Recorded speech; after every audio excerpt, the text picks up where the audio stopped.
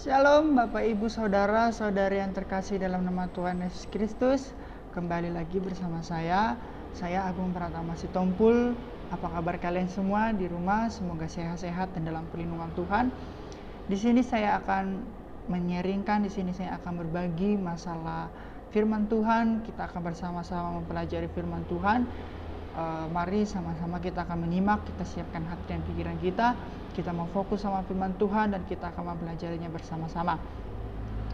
Pada saat kali ini saya akan menyaringkan firman Tuhan yang terdapat dalam kitab 1 Yohanes pasal 5 ayat 1 sampai 5. Saya akan membacakannya. 1 Yohanes pasal 5 ayat 1 sampai yang kelima. Demikianlah firman Tuhan. Iman mengalahkan dunia. Setiap orang yang percaya bahwa Yesus adalah Kristus lahir dari Allah, dan setiap orang yang mengasihi Dia yang melahirkan, mengasihi juga Dia yang lahir daripadanya. Inilah tandanya bahwa kita mengasihi anak-anak Allah, yaitu apabila kita mengasihi Allah serta melakukan perintah-perintahnya. Sebab inilah kasih kepada Allah, yaitu bahwa kita menuruti perintah-perintahnya. Perintah-perintahnya itu tidak berat, sebab semua yang lahir dari Allah mengalahkan dunia. Dan inilah kemenangan yang mengalahkan dunia, iman kita. Siapakah yang mengalahkan dunia selain daripada dia yang percaya bahwa Yesus adalah anak Allah? Dalam perikop ini, tentu sesuai dengan judul perikopnya, perikop ini membahas masalah iman yang disampaikan oleh Rasul Yohanes, iman yang mengalahkan dunia. Apa sih dunia itu? Terlebih dahulu kita ingin mengetahui sebetulnya apa maksud dari dunia itu, mengapa dunia itu harus dikalahkan. Dunia itu identik dengan bumi beserta dengan isinya, beserta dengan seluruh pulau dan negara-negaranya, itu secara umum adalah dunia. Namun dunia juga bisa diartikan sebagai kerajaan kegelapan. Dunia juga dapat diartikan sebagai hal yang sifatnya fana, yang sifatnya sementara. Dunia juga dapat diartikan sebagai keinginan kita yang tidak sesuai dengan firman Tuhan. Kadang kita sering dibilang memiliki keinginan-keinginan yang duniawi seperti itu. Itu juga bisa diartikan sebagai dunia, karena itulah sebabnya Rasul Yohanes mengajak kita untuk bersama-sama memiliki iman yang bisa mengalahkan dunia. Namun di sini saya tidak akan membahas masalah iman yang mengalahkan dunia tersebut. Saya mendapatkan pesan lain dari perikop ini, yakni kalau kita sudah melakukan sebuah tindakan yang mengalahkan, itu pasti ada hasilnya, yakni hasilnya adalah menang. Jadi saya di sini akan membahas masalah kemenangan, bukan masalah kita mengalahkan. Jadi hasil dari perikop ini kita akan bahas bersama-sama, namun tetap standarnya adalah standar firman Tuhan. Jadi tema yang saya ambil dari perikop ini pada firman Tuhan pada saat kali ini yakni adalah kasih yang berkemenangan. Setiap orang percaya, bahkan kita semua, Bapak Ibu Saudara Saudari, pemuda-pemudi yang ada yang saat ini menonton video ini, kita percaya, kita yakin, kita memiliki hati yang merindukan kasih yang berkemenangan. Kasih yang berkemenangan seperti apa yang harus kita miliki? Kemenangan apa yang harus kita peroleh? Tentu sesuai dengan perikop ini adalah kita menang atas dunia ini. Selain kita harus memiliki iman yang bisa mengalahkan dunia, juga kita harus bisa memiliki kasih yang berkemenangan itu untuk bisa mengalahkan dunia. Saya akan menjelaskan masalah kasih yang berkemenangan. Apa sih kasih yang berkemenangan itu? Kita bisa mengambil contoh seperti kasih orang tua kepada anak-anaknya. Kita semua pasti pernah memiliki orang tua. Mungkin saat ini juga kita masih memiliki orang tua. Ada juga yang mungkin sudah ditinggalkan oleh orang tuanya, yang mungkin orang tuanya sudah dipanggil oleh Tuhan terlebih dahulu. Namun kita semua pasti pernah merasakan kasih orang tua kepada kita. Mungkin ada di antara kita juga yang merasa kita nggak memperoleh, kita nggak mendapatkan kasih dari orang tua tersebut. Mungkin kita ada dari antara kita yang mengalami broken home, atau mungkin orang tuanya terlalu sibuk sehingga kita merasa bahwa orang tua kita tidak memperhatikan kita. Namun walaupun sesibuk apapun orang tua kita, separah apapun kehidupan dalam keluarga kita, kita pasti pernah merasakan paling tidak sedikit kasih dari orang tua kita. Kita pernah dilarang sama orang tua kita untuk melakukan suatu hal. Kamu nggak boleh melakukan ini. Kamu jangan kesini. Kalau kamu main pulangnya harus jam segini. Seperti itu. Mungkin kalau secara logika kita, apa yang orang tua kita lakukan kepada kita itu terlalu menekan kita. Mungkin bukan suatu hal yang baik kalau menurut kita seperti itu. Kita dilarang, kita dibatasi dengan berbagai macam hal. Kita dimarahin kan dalam hal apapun itu. Apapun yang orang tua kita lakukan, itu saya ingin katakan bahwa itu adalah kasih dari orang tua kita kepada kita. Orang tua melarang kita melakukan suatu hal itu bukan tanpa alasan. Orang tua memarahi kita itu bukan karena suatu hal yang tak beralasan gitu. Ada hal yang orang tua kita inginkan untuk kita lakukan, untuk kita miliki. Ada hal yang orang tua kita takutkan jikalau kita melakukan hal tersebut, makanya orang tua kita melarang, makanya orang tua kita memarahi, makanya orang tua kita menegur kita kalau kita melakukan sebuah kesalahan. Ada harapan orang tua kita untuk kita ke depannya, makanya orang tua kita memarahi kita. Oleh sebab itu, kita bisa melihat kasih yang berkemenangan itu dari orang tua kepada anak-anaknya. Karena kasih orang tua yang terus menerus dikasih kepada anak-anaknya dengan cara memarahi, dengan cara mungkin ada yang dengan cara memanjakan, atau mungkin ada dengan cara membelikan suatu barang, ada mungkin dengan cara memberi hadiah, seperti itu. Banyak hal yang orang tua lakukan untuk anak-anaknya sebagai bukti kasih orang tua kepada anak-anaknya. Namun semua yang orang tua kita lakukan kepada kita itu ada harapan dari orang tua kita untuk kedepannya. Itulah yang dibilang kemenangan. Jadi jika orang tua kita melarang kita melakukan hal tersebut, suatu saat kita menjadi terbiasa untuk tidak melakukan sebuah kesalahan tersebut. Itu adalah kemenangan bagi orang tua kita pribadi. Dia berhasil mendidik anaknya, dia berhasil membina anak-anaknya, sehingga dia merasa bangga memiliki anak yang tidak melakukan sebuah kesalahan yang telah diajarkan oleh orang tuanya. Seperti itu. Selain dari contoh yang konkret dalam kehidupan kita, kita juga bisa melihat contoh kasih yang berkemenangan dalam Alkitab. Dalam tokoh-tokoh dalam Alkitab, mungkin cerita-cerita dalam Alkitab, kisah-kisah dalam Alkitab, firman-firman Tuhan yang telah Tuhan ajarkan kepada kita. Saya mengambil contoh salah satunya dari tokoh seperti Yusuf. Itu ada di dalam Kejadian pasal 37 ayat 1 sampai 36. Kita bisa melihat kisah dari Yusuf ini. Kita mungkin kita sudah sering mendengarkan kisah ini, mungkin dalam sekolah minggu, mungkin ada orang tua kita suka mengajarkan kita, menceritakan kita masalah sejarah dari Alkitab ini, masalah tentang Yusuf, di mana Yusuf itu memiliki saudara-saudara, dan suatu saat Yusuf bermimpi. Lalu mimpinya ini diceritakan sama saudara-saudaranya, dan saudara-saudaranya ini tidak suka sama Yusuf atas maksud dari mimpinya ini gitu. Sehingga Yusuf pun dibuang, dikucilkan, dibuang ke sumur, bahkan dijual. Kalau secara logika, kalau kita saat ini berada dalam posisi Yusuf, Tentu dengan apa yang dilakukan oleh saudara-saudara Yusuf kepada Yusuf itu, kalau kita berada dalam posisi Yusuf saat ini, kita pasti akan menyimpan dendam.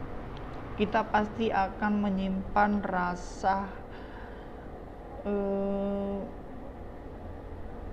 marah, rasa dendam, rasa dengki, rasa akar pahit itu ada di dalam diri kita kepada saudara kita yang telah melakukan hal tersebut, jikalau kita saat itu berada dalam posisi Yusuf.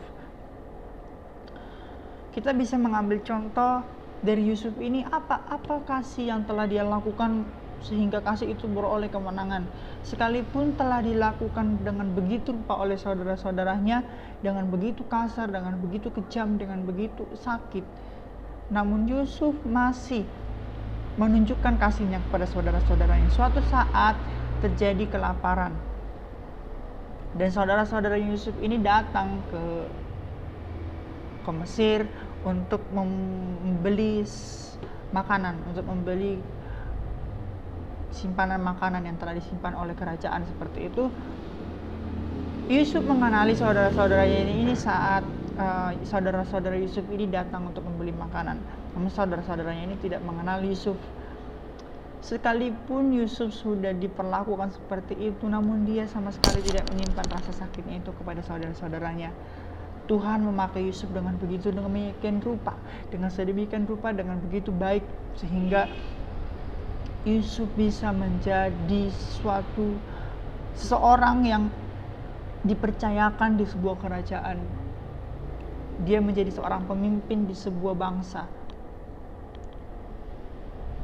Sekalipun Yusuf sudah menjadi hal yang mungkin saja bisa membalaskan dendamnya kepada saudara-saudaranya, dia bisa saja melakukan hal yang membuat saudara-saudaranya menyesal akan apa yang diperbuat mereka, dengan cara membalas mereka dengan kejahatan. Itu sangat mudah bagi Yusuf saat itu, karena saat itu nyawa, saat itu kehidupan saudara-saudaranya itu ada di tangan Yusuf. Jika Yusuf tidak mau memberikan mereka makanan, mungkin mereka akan mati kelaparan. Namun Yusuf masih memberikan mereka makanan tanpa mengambil bayaran dari makanan yang Yusuf kasih kepada mereka. Hingga Yusuf pun memanggil mereka untuk bersama-sama makan, dan akhirnya Yusuf pun mengakui bahwa dia adalah Yusuf, saudara dari saudara-saudaranya ini yang telah mereka buang, yang telah mereka jual, yang telah mereka siksa, seperti itu. Yusuf masih menunjukkan kasihnya, sehingga kasih yang ditunjukkan oleh Yusuf ini pun memperoleh kemenangan. Saudara-saudaranya pun menyesal akan apa yang mereka perbuat. Saudara-saudaranya ini pergi dan menceritakan kepada ayahnya, sehingga ayah dari Yusuf ini pun datang dan memeluk anaknya karena sudah merindukan, karena Yusuf ini adalah anak kesayangan dari ayahnya. Itu juga salah satu penyebab. Tapi saya tidak akan membahas masalah Yusuf di sini karena saya sudah terlalu panjang membahasnya kan. Karena di sini kita akan membahas masalah kasih yang berkemenangan menurut 1 Yohanes pasal 5 ayat 1 sampai 5. Semua orang percaya, seperti saya katakan tadi, kasih yang berkemenangan itu sungguh sangat indah. Pasti semua orang percaya, bahkan kita semua yang saat ini ada di tempat ini, kita semua yang menonton firman Tuhan saat ini juga pasti merindukan untuk memiliki kasih yang berkemenangan itu, bukan? Ya pasti. Kita semua juga pasti bisa memiliki kasih yang berkemenangan itu jikalau kita mau merenungkan firman Tuhan dari kitab 1 Yohanes pasal 5 ayat 1 sampai 5 ini. Apa yang harus kita renungkan? Saya akan membahas bagaimana terlebih dahulu caranya agar kita bisa memiliki kasih yang berkemenangan itu. Bagaimana caranya agar kita bisa memiliki kasih yang berkemenangan itu menurut 1 Yohanes pasal 5 ayat 1 sampai 5 ini?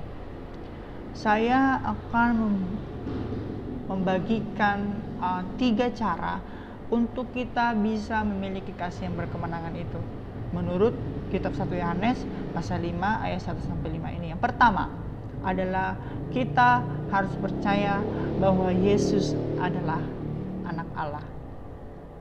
Itu ada di ayat pertama, saya akan bacakan. setiap orang yang percaya bahwa Yesus adalah Kristus, lahir dari Allah, dan setiap orang yang mengasihi Dia yang melahirkan, mengasihi juga Dia yang lahir daripadanya. Apa hubungannya kita harus percaya bahwa Yesus itu adalah anak Allah untuk kita memperoleh kasih yang berkemenangan?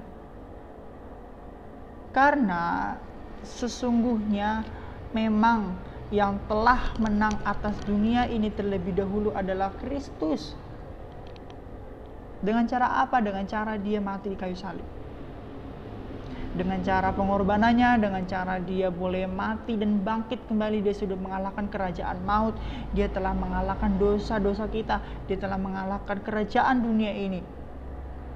Karena sesungguhnya kemenangan yang sejati yang pertama kali terjadi itu dimenangkan oleh Kristus, Sang Juru Selamat yang hidup bagi kita semua.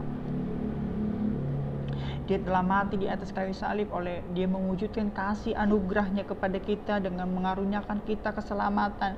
Dia telah bangkit dari kematian, Dia telah menghancurkan kuasa iblis. Dan karena kita percaya bahwa Yesus Kristus itu adalah anak Allah, kita juga akan memperoleh kemenangan tersebut. Dia telah menang atas dunia ini, Dia telah menang mengalahkan kerajaan maut, Dia telah menang mempersatukan kita kembali bersama dengan Allah. Karena saat sebelum Yesus mati, kita dibatasi oleh dosa. Allah itu kudus. Bahkan Allah rela mengaruniakan anaknya yang tunggal untuk mau menebus dosa-dosa kita. Itu adalah kemenangan yang sejati. Itulah kasih Allah kepada kita yang mengajarkan kita kasih yang berkemenangan itu. Oleh sebab itu, untuk kita mau memiliki kasih yang berkemenangan itu, syarat yang pertama adalah kita harus percaya bahwa Yesus itu adalah anak Allah. Sulit bagi kita terkadang untuk mengakui bahwa Yesus itu adalah anak Allah. Jangankan mengakui bahwa Yesus itu adalah anak Allah, kadang kita mempertanyakan keberadaannya. Kita seringkali mungkin dalam keadaan terpuruk, dalam keadaan mengalami suatu masalah, kita mempertanyakan keberadaan Tuhan itu. Kadang kita merasa, saya juga pernah merasakan hal tersebut saat dalam keadaan kecewa-kecewanya, saat dalam keadaan sedang jatuh-jatuhnya, saat dalam keadaan terpuruk-terpuruknya, kita bertanya, Tuhan, Engkau di mana? Firman-Mu mengatakan bahwa Engkau selalu beserta dengan kami. Engkau selalu akan mengulurkan tangan untuk menolong setiap kami tepat pada waktunya. Seringkali kita mempertanyakan itu, seakan-akan apa yang terjadi dalam kehidupan kita itu membuktikan bahwa Tuhan itu tidak ada, seperti itu. Padahal sebetulnya Allah itu selalu beserta dengan kita. Tuhan mengizinkan hal tersebut terjadi itu untuk membantu kita.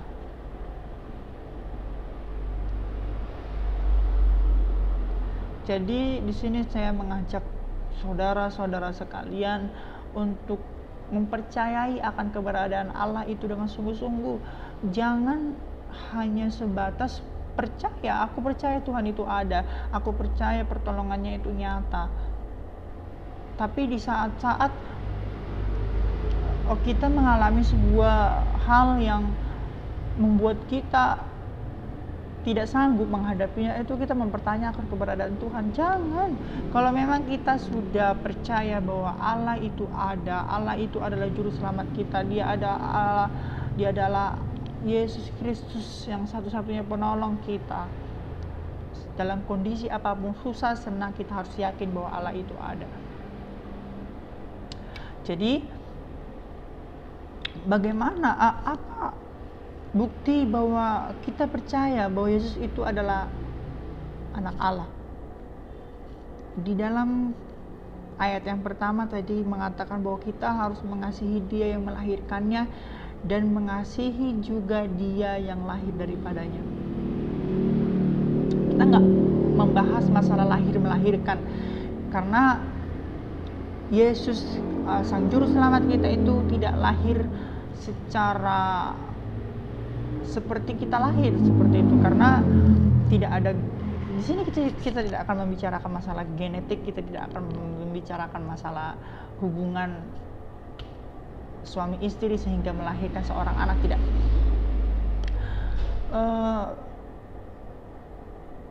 Kita mempelajari bahwa Allah itu sebetulnya satu, Allah itu satu. Namun kenapa ada kata lahir dan melahirkan? Siapa yang lahir, siapa yang melahirkan, seperti itu. Kita tidak akan membahas itu karena sesungguhnya Allah itu sebetulnya adalah Esa. Allah itu adalah Allah yang Maha Kuasa, Dia adalah Raja di atas segala raja. Namun oleh karena kasihnya, Dia boleh merendahkan dirinya serendah-rendahnya. Bayangkan, Dia adalah Raja di atas segala raja, Dia adalah penguasa, Dia adalah pemilik hidup, namun Dia masih mau merendahkan dirinya serendah-rendahnya, menyamakan dirinya sama seperti kita manusia yang hanya sebatas ciptaan dari debu tanah. Kita hanya sebatas manusia berdosa, namun Tuhan mau menyamakan dirinya bersama-sama dengan kita. Dia mau menyerupakan dirinya sama seperti kita dengan mengurniakan anak yang tunggal. Dia lahir ke dunia ini, merendahkan dirinya serendah-rendahnya. Itulah kasih yang berkemenangan itu. Jadi untuk kita memperoleh kasih yang berkemenangan itu, kita harus yakin, percaya Allah itu terlebih dahulu adalah pemenang akan dunia ini. Kita percaya akan keberadaan Allah, jangan ragu, jangan bimbang, jangan mempertanyakan keberadaan Allah. Kita harus yakin betul bahwa Allah itu ada. Jadi untuk kita memperoleh kasih yang berkemenangan itu, kita harus percaya bahwa kita harus percaya dengan sungguh-sungguh bahwa Yesus Kristus itu adalah anak Allah.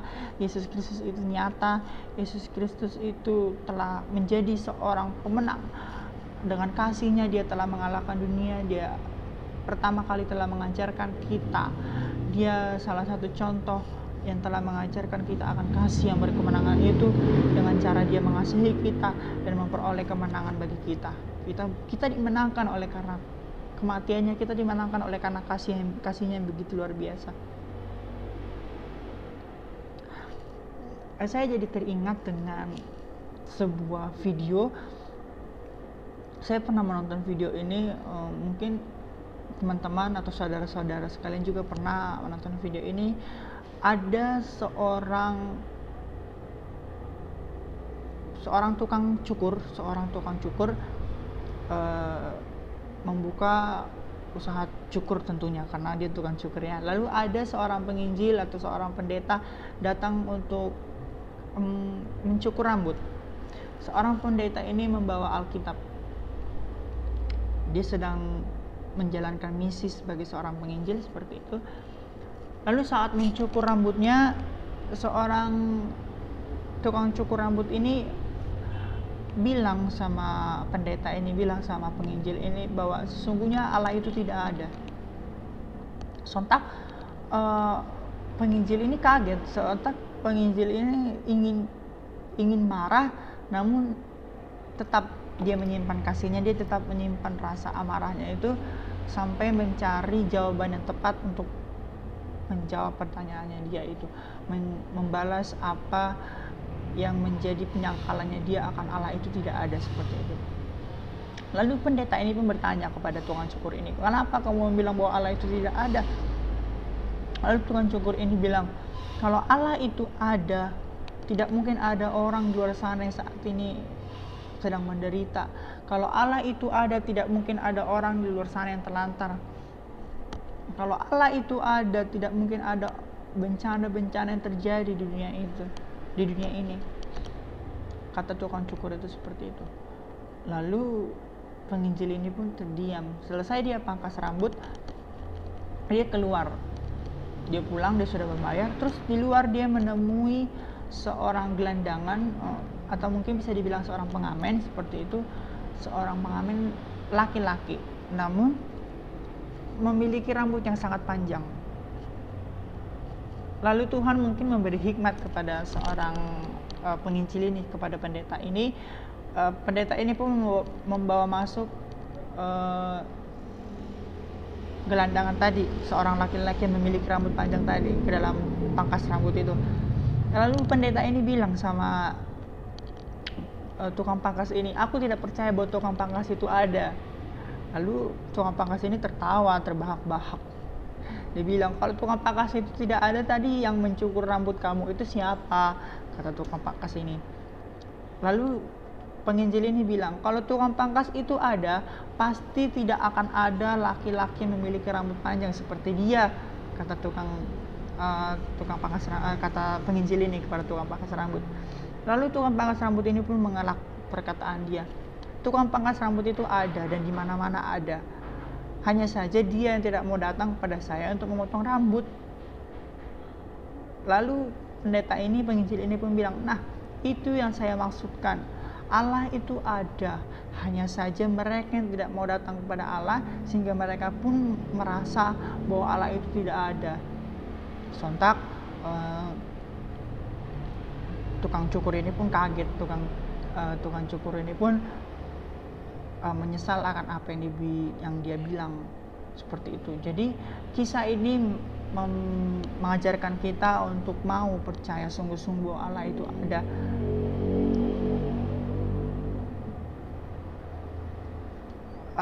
Kisah ini mengajarkan kita bahwa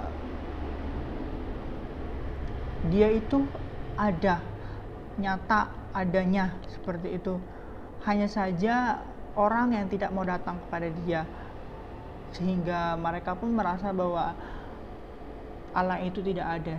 Jadi kisah ini pun berhubungan dengan poin yang pertama tadi yang saya katakan, syarat yang pertama bahwa kita harus syarat untuk kita bisa memiliki kasih yang berkemenangan itu, yang pertama kita harus percaya bahwa Allah itu ada. Kita harus percaya dengan sungguh-sungguh, dan kisah ini pun menguatkan kita untuk apa hal yang harus kita lakukan untuk kita merasakan bahwa Allah itu ada.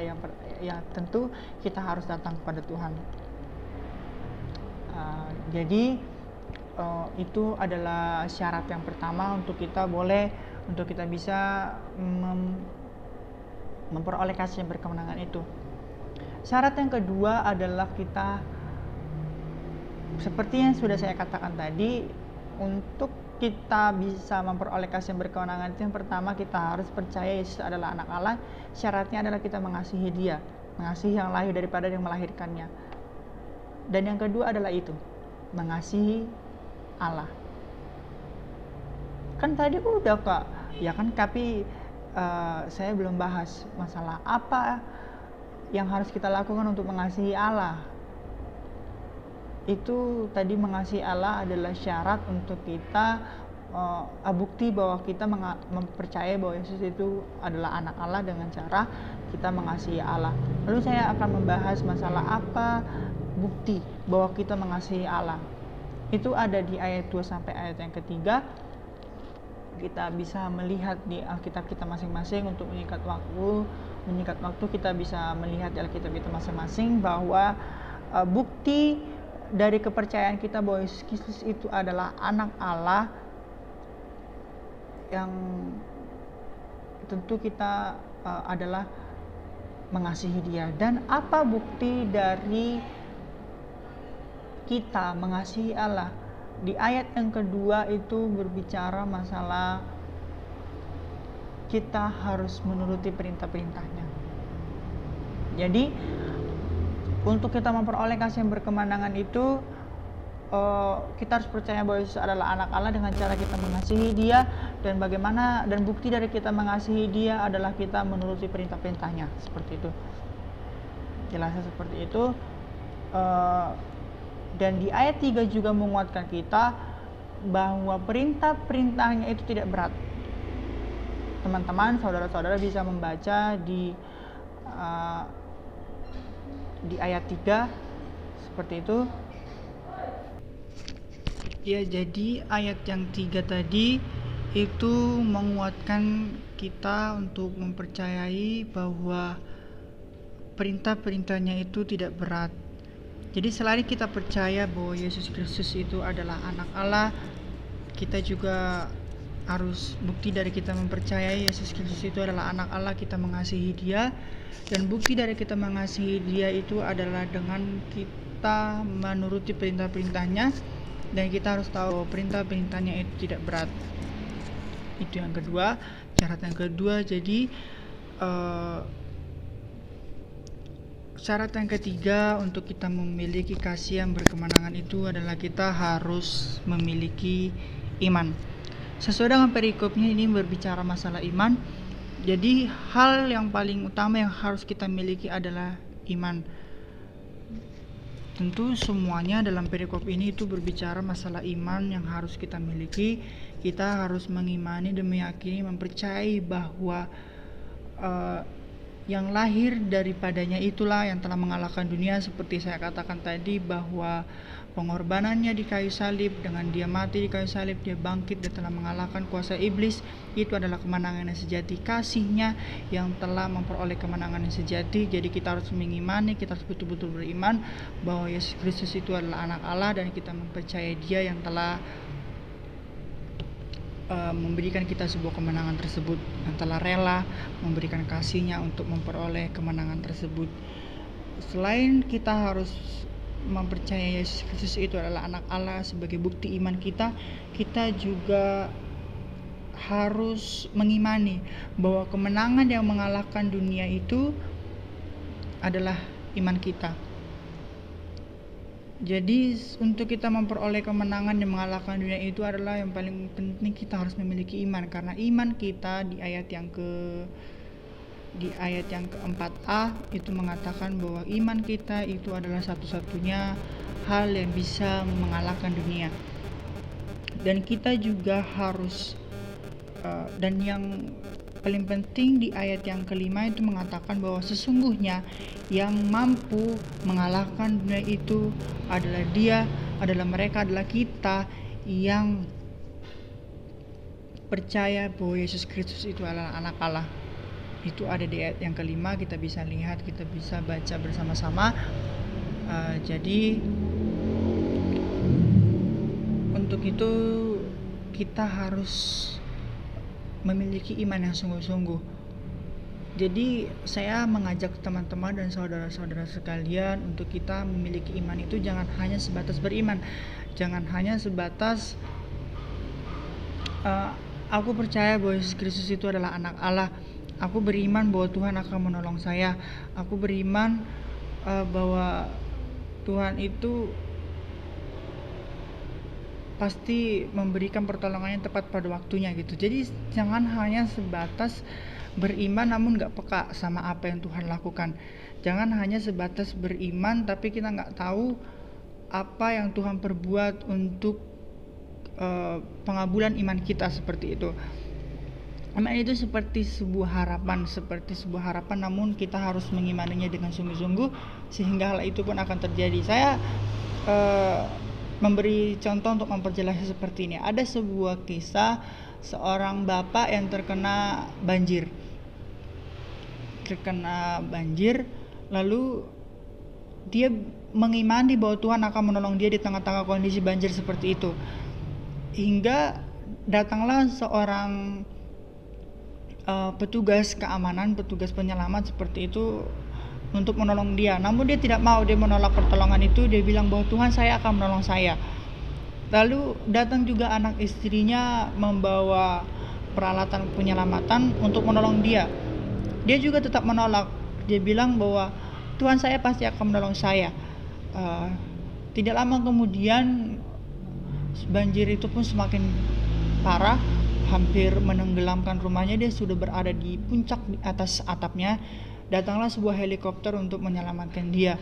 Namun dia juga tetap menolak dan dia mengatakan bahwa Tuhan, saya akan menolong saya. Imannya sungguh-sungguh kepada Allah itu sehingga dia meyakini bahwa imannya dia itu betul-betul. Jadi dia yakin bahwa imannya itu akan menyelamatkan dia terhadap bencana yang saat ini dihadapi oleh dia, seperti itu. Jadi pas selesai banjir, ternyata diberitahukan bahwa bapak tadi yang mempertahankan imannya itu telah mati, telah meninggal. Seperti itu. Jadi hal ini bisa kita pelajari bahwa sebetulnya tim penyelamat tadi, orang keluarga dan anak-anaknya tadi itu sebetulnya adalah alat yang Tuhan pakai untuk menyelamatkan dia karena imannya sungguh. Namun dia hanya sebatas beriman dan kepeka apa yang Tuhan lakukan sama dia. Seperti itu. Jadi kisah ini, contoh ini memberikan kita pelajaran bahwa kita harus betul-betul memiliki iman itu yang sungguh-sungguh. Kita juga harus memiliki iman itu yang berharap dengan mengandalkan Tuhan. Jadi jangan hanya sebatas beriman namun gak peka sama apa yang Tuhan lakukan. Seperti kisah tadi, jadi imannya betul, imannya bagus, imannya sungguh, Tuhan akan menolongnya. Namun dia tidak melakukan sebuah tindakan atau melakukan hal yang membuktikan bahwa imannya itu betul. Saya kasih contoh lagi seperti ini. Mungkin kita ingin mendaftar ke sebuah SMA terfavorit, seperti itulah. Lalu kita beriman kita akan masuk ke situ, namun kita hanya sebatas beriman, kita berdoa, kita berpuasa, kita berharap bahwa Tuhan akan menolong kita untuk masuk ke sekolah yang kita inginkan, seperti itu. Kita hanya sebatas beriman namun gak melakukan apapun. Seperti Yakobus bilang bahwa iman tanpa perbuatan itu hakikatnya mati. Jadi sekalipun kita beriman dengan sungguh, sekalipun kita berdoa dengan sungguh-sungguh, sekalipun kita berharap bahwa Tuhan akan menolong kita untuk masuk ke sekolah tersebut, tanpa kita ada usaha untuk belajar dengan sungguh-sungguh pun akan sia-sia. Ya mungkin memang adalah kita tetap menyerahkan semuanya atas kehendak Tuhan, tapi tetap bahwa kita harus tahu bahwa Allah itu adil. Jadi dia akan melihat orang yang betul-betul berjuang, jangan hanya sebatas beriman seperti itu. Kita beriman sedangkan di luar sana ada orang yang gak beriman namun dia berusaha belajar mati-matian untuk masuk ke sekolah yang dia inginkan itu. Kita sama-sama bersaing, tapi kita hanya sebatas beriman sedangkan orang itu belajar mati-matian. Oleh sebab itu saya mengatakan bahwa Allah itu adil. Pasti orang yang belajar mati-matian itu adalah orang yang Tuhan tolong untuk masuk ke sekolah yang diinginkannya itu. Oleh sebab itu saya mengajak saudara, saudari, bapak ibu yang ada untuk kita mau memiliki iman itu yang dengan sungguh-sungguh. Jadi kita peka apa yang Tuhan lakukan dan jangan hanya sebatas beriman tapi juga melakukan suatu hal sebagai bukti tindakan kita mau untuk melakukan hal tersebut, seperti itu. Jadi seperti yang saya katakan tadi, hal atau syarat untuk kita bisa memperoleh kasih yang berkemenangan itu adalah dengan cara kita mau percaya bahwa Yesus Kristus itu adalah anak Allah, kita mau mengasihi Dia, dan juga kita harus memiliki iman.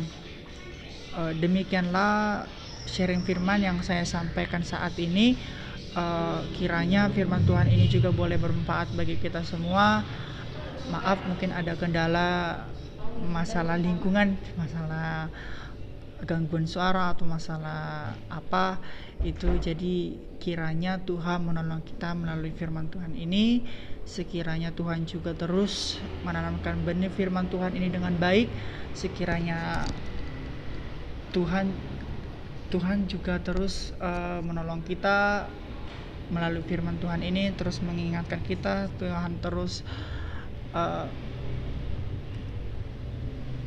intinya Tuhan terus menolong kita melalui firman-firman-Nya. Jadi biarlah kiranya firman Tuhan yang saat ini sudah saya bagikan, saya sharingkan kepada teman-teman, jangan hanya sebatas didengar. Oleh sebab itu saya mengajak saudara-saudara sekalian untuk kita minute sebentar kita merenungkan sejenak pengorbanan Tuhan yang telah Tuhan lakukan, seperti firman Tuhan tadi, bahwa pengorbanannya itu adalah kemenangan yang sejati. Apa yang telah Tuhan lakukan itu memperoleh kemenangan yang besar.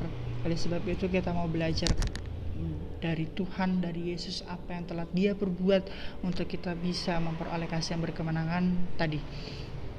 Mari kita renungkan sejenak firman Tuhan yang telah kita dengarkan tadi, dan saya akan berdoa untuk menutup firman Tuhan pada hari ini. Terima kasih Tuhan atas kasih dan anugerah dan pertolongan-Mu yang begitu nyata bagi kehidupan kami. Engkau telah menyertai kami di sepanjang kehidupan kami, mulai dari kami terlahir. Kami boleh terbentuk, Kau bolehkan kami izinkan untuk kami boleh terbentuk dalam rahim ibu kami.